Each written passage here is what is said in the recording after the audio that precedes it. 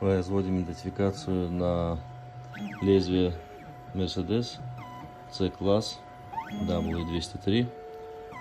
Ключ уже прописал, не успел записать для вас.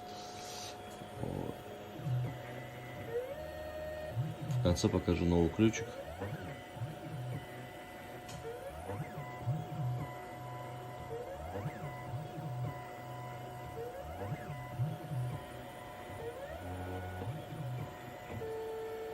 Идентификация прошла успешно. Сейчас ставил уже новое лезвие. Сейчас он идентифицирует новое лезвие.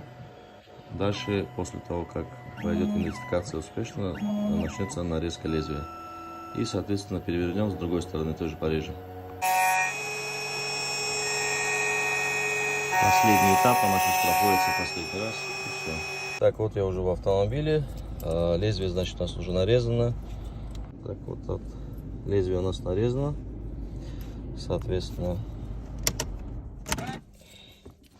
вот наш новый дубликат.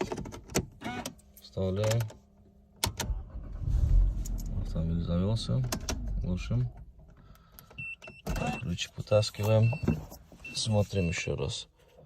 Так, это у нас закрыто. Все, автомобиль готов. Если кому нужны ключи, подъезжайте.